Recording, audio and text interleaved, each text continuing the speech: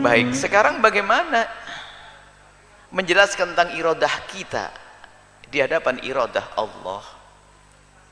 Itulah kasab, agar seorang hamba itu punya tanggung jawab, jangan sampai mengatakan semuanya Allah. Ini kan dari Allah. Ini ada sampai hari ini pun kalau ada santri begitu jawabannya juga nggak susah sih. Ada orang misalnya, kenapa kamu melanggar? Ini mulai belajar akidah tapi sesat. Ustadz, ini kan dari Allah Ustadz. Oh ya ya. Baik, kasih palu, scroll jidatnya. Loh, kenapa Ustadz mukul saya? Ini dari Allah. Oh gitu ya, sama dari Allah. Gampang kalau urusan itu. Cuman kita pengen membangun akidah yang benar. Iradah, Allah berkehendak, lalu kita pun berkehendak. Tapi ingat, kehendak kita tidak akan bertentangan dengan kehendak Allah. Baru kehendak kita akan terwujud kalau kehendak kita sesuai dengan kehendak Allah. Kehendak kita akan terwujud kalau sesuai dengan kehendak Allah.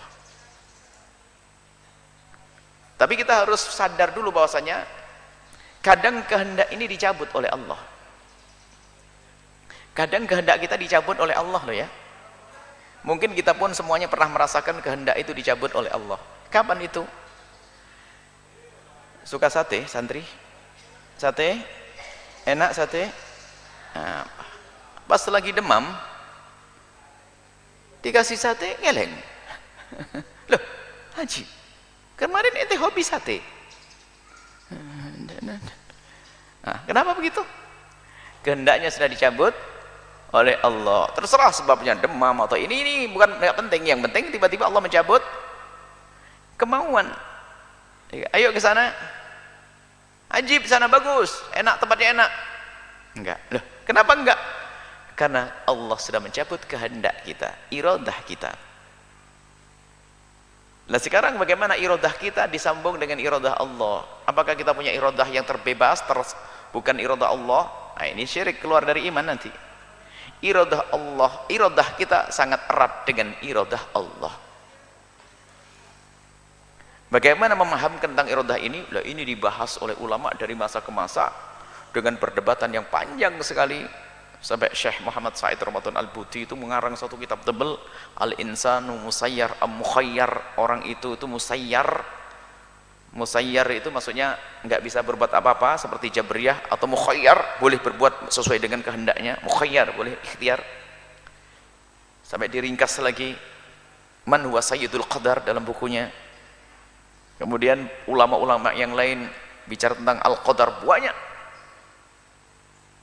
Nah, bagaimana untuk memahamkan orang antara iradah Allah dengan iradah hamba Allah, agar seorang hamba punya tanggung jawab karena dia juga punya iradah. Yang tidak bisa dipungkiri, kita punya iradah kok, ya enggak? Cuman hubungan iradah kita dengan iradah Allah itu bagaimana?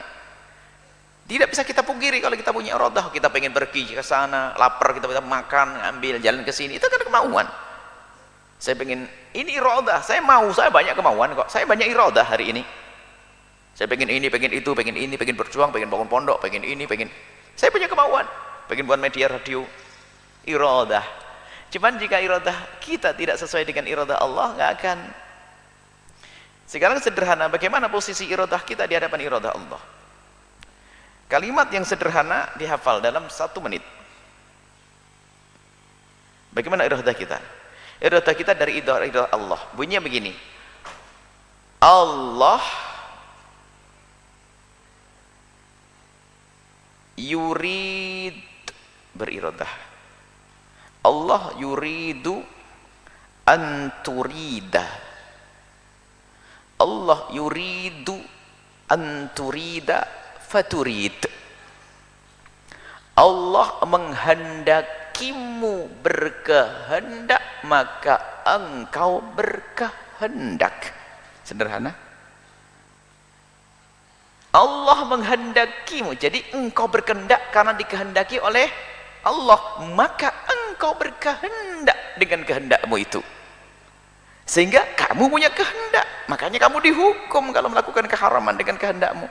Tapi kehendakmu itu Allah menghendakimu berkehendak. Baik buruk itu urusan akalmu. Yang jelas Allah menghendakimu berkehendak, maka engkau berkehendak.